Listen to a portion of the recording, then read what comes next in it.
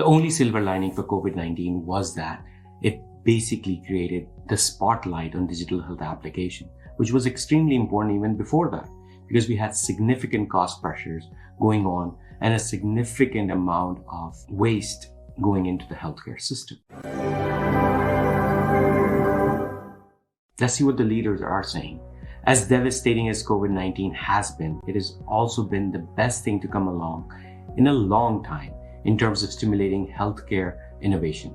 It has forced us to accelerate our thinking in a lot of different ways. We should have been doing this, but we didn't have the necessary pressure. Words of wisdom by Robert J. Kennan. Hi, this is Dr. Kalia, one of the physicians from neurology, neurocritical care, stroke, and epilepsy. Today we're going to discuss how COVID pandemic literally opened the door for digital health applications, which actually in turn introduced investors into the healthcare system to invest in digital health applications itself. So let's talk about it. Before COVID, we already had a significant problem. There was a lot of issues with healthcare delivery, and virtual healthcare strategy became the central part in advancing healthcare delivery in terms of equity, in terms of access, in terms of cost. So therefore, virtual healthcare strategy became one of the key issues for healthcare systems moving forward. These were the three driving factors, which were the biggest problems that ended up creating the pathway, creating the opening into the digital health through virtual care. Number one, the foremost, is the consumer sentiment.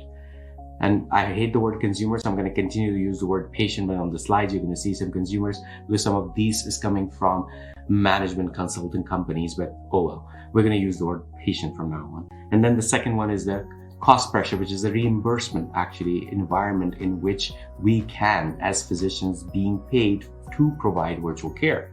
And the third and the foremost are itself the providers. And one of the key reasons providers were not jumping in was two reasons. One, the patient, and number two is basically the environment, the reimbursement environment. Let's talk about the consumer first. So before COVID, there was only 11%. Literally 11% virtual care was being provided. And where was it provided? VA was using it. Why? Because VA didn't care if there is a private party being paying for it. They can decide where and how to pay for the patient's care, and period. They decided virtual care was better, and therefore they were paying for it, and that was being delivered. Second, stroke. Stroke, because there's no enough neurologists, and you need them to get at the website, if not the bedside, to provide care. Therefore, it was reimbursed. I've been providing stroke care over telemedicine since 2014. So there has been pockets where the reimbursement environment was not the hindrance, and therefore virtual care as a strategy was already implemented. Clearly, the consumer sentiment was actually changing too, right? Because 11% before were only using virtual care, and they were happy about it. We have some data to prove it. Now, as the COVID came back, when we have to provide contactless care, about 76% went into getting virtual care. This was like a complete, paradigm shift for them to receive care virtually. And this actually changed a lot of mindset, a lot of behavior in patients. Let's see what they changed actually. Before COVID, 65% of them have hesitancy to use virtual care.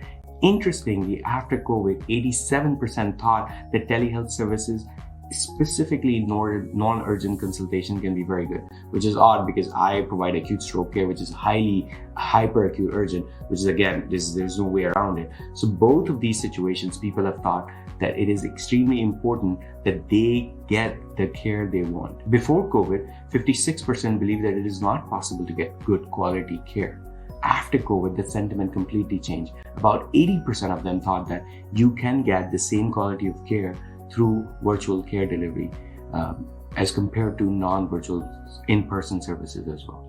As a matter of fact, if you have another survey who actually talks about that why people are actually choosing virtual care over in-person care, and there are three most important reasons for that. Number one is, of course, for convenience. It is just blatantly so much more convenient to get care over virtual care, especially for chronic care conditions that you already know. You just have a little bit of changes that we need to be done.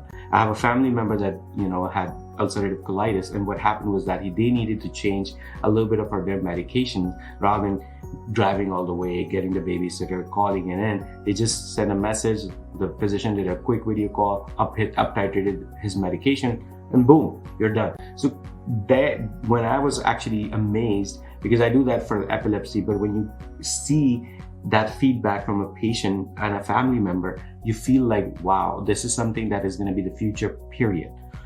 That is another thing, is quicker response. Again, the idea of calling, making an appointment, driving there, finding the time to drive there, they might have actually developed a full-blown relapse. And once you get the quicker care, you actually do drive better outcomes as well. And then lastly, of course, that's what they think, because these above two things combined, when you actually have the quicker care and you have more convenient access, it goes into more personalized care. Even though it may look like standardized, but at the end of the day, it is personalized to that person, and therefore they feel that they're getting a more personalized care. So consumer sentiment has completely shifted, and especially in chronic care conditions, especially in situations that are non-surgical, non-urgent consultations, they are preferring virtual care over in-person care. Now let's talk about providers. Of course, the big issue with the providers I talked about was the reimbursement environment. If you are not going to get paid, how are you going to basically, support your clinical staff, support anything? So providers were barely using telehealth because of the reimbursement environment. But after the contactless care, and more importantly, the reimbursement flexibility that caused us to actually use telemedicine, what ended up happening is there was an amazing increase from 50 to 175 times. And this is not going to slow. This is going to be actually higher than we would expect, but around 57% will be the average usage. And I'll come to those numbers. So more and more providers were getting more and more comfortable, because clearly consumers were actually not only accepting it, but liking it. And therefore, it changed the whole paradigm of care delivery itself, with a mix of virtual and in-person care. I'd never propose that virtual care is the end-all and be-all. It is one tool to provide care delivery, and in-person, of course, is needed at times, and virtual care is okay at times as well. So therefore, it is important to understand that. Now, the third and the most important one was the regulatory. There were more than 80 new services that CMS approved to be paid through virtual care services. That opened up basically a floodgate of creating a new opportunity in the business market as well, and more importantly, for patient access to care as well. So more and more services were available to be reimbursable via CMS after the COVID came in. And of course, this is just the start. We're going to see more services coming on board because there is significant patient demand for it. And of course, providers can be much happier too, because they can provide quicker, faster, personalized care, which increases patient engagement and patient satisfaction. So all in all, this is basically a good overall, environment for both patients and providers, and eventually systems as well, because it is going to save them more money in the long run by increasing patient outcomes, decreasing admissions, and then increasing the patient satisfaction scores, etc. So all in all, this is good news for everyone. So regulation, of course, clearly changed, right? Once the 80 new services were identified, but more importantly, every single state during COVID, there was more of an emergency state, but we're seeing more and more regulation, legislation to make telehealth reimbursement completely permanent. I mean, there's example after example, New York State, Tennessee State, even if Congress actually approved 4 bills to make telehealth provision as a permanent part of care delivery moving forward. AMA has been constantly pushing, and they're not just pushing in a way that, okay, we should have telehealth for the providers. They do actually truly believe that virtual care can provide value. Value is basically defined as the amount of outcomes for the cost of that per outcome. So therefore, the cost may still look similar, but the value definitely increases, because as I said, once you have the personalized care, once you have that quick care, you can improve outcomes with the same cost, and therefore value is delivered. If you don't, and to be honest with you, the cost also comes down, but even if the cost stays the same, you do get better value in terms of virtual care provisions. It's not just AMA, American Academy of Neurology, which I was part of, Neurology on the Hill. We spoke to congressmen and senators to actually make that provision permanent. And I'm proud to say that I was personally part of that Neurology on the Hill effort to actually promote virtual care as a permanent part of our care delivery option. Again, as I said, it's not like permanent delivery method, as an option for care delivery. And this has been recognized internationally as well, especially in countries which we have what we call socialized medicine. Let's take UK as an example. National Health Services of UK has actually published a long-term plan. In that long-term plan, which is basically the chapter 5 that you're seeing, is that digitally enabled care will be the mainstream. Let me rephrase that again, mainstream across the NHS. So you're going to see that more and more services are going to become digitally enabled. And of course, the first and foremost, as we keep talking about it, the virtual care or telemedicine is the front door. And as soon as that front door opens up, the whole building can be digitally enabled. So we're going to see a lot of movement both nationally and internationally moving forward in terms of digitally enabling the care of the patient, and virtual care and virtual health strategy becomes one of the key points, one of the major players in healthcare delivery moving forward. Of course, in the United States, it's not like the US federal policies dictate every state. So every single state has a different legislation, and I cannot go over each and every legislation. So I'm going to point you to this important resource called CCHP, Center for Connected Health. They have painstakingly created every single state legislation. You can go find out what is covered, what is not covered. You can find out if there's pay parity. Pay parity is basically that if I provide in-person care or virtual care, is it going to be reimbursed at the same rate or is it going to be reimbursed at a different rate? I know for now that California has a law in place of pay parity, which is basically means that if I provide in-person care as a physician or virtual care as a physician, I will be paid the same. I mean, clearly my years of experience, my years of medical debt does not change if I provide care this way or that way. Facility charges can be different, but at least the physician pay is similar, at least in California. And again, this keeps changing, so I cannot keep up with it. Every time I personally have to look up, I go to that resource and check that out.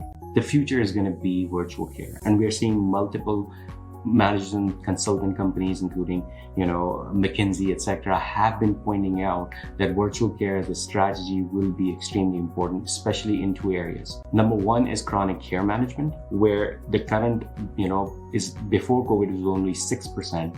During COVID, it went to 40%. According to them, the ideal is 34%. Believe it or not, I believe personally that the ideal chronic care management solutions, especially that now that the chronic care management is quite complex between multiple providers, nephrology, cardiology, neurology, etc., software as a services as tools are the best way to coordinate care among different specialists. So therefore, chronic care management, I think the ideal percentage of care would be 75%, while 25% will be in person. Same thing with primary care. I think primary care, I do one a year visit in person with my physician, but every 3 month or 6 month checkup I do virtually. So therefore, same thing, about 50% I believe is the ideal number for primary care. And then we come to non-surgical specialties, surgical specialties, urgent care, etc. And all of these have different areas. But as I said, it doesn't matter what the percentage is. What it matters is that virtual care delivery will be the part and parcel of future care delivery, period. Now, why does it matter to you? So if you're choosing your medical specialty, you need to make that important decision as well, that when you're choosing your subspecialty or specialty, that where virtual care comes in, and also get training within your training environments, how to provide care virtually as well.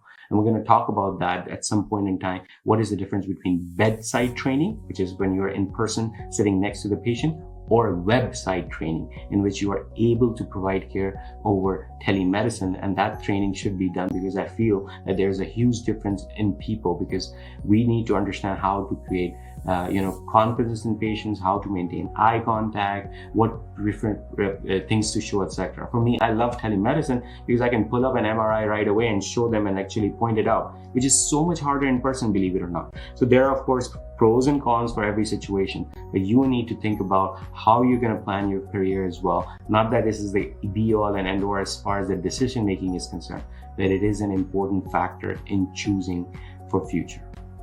Thank you so much for your time. Stay tuned for some next lectures coming soon.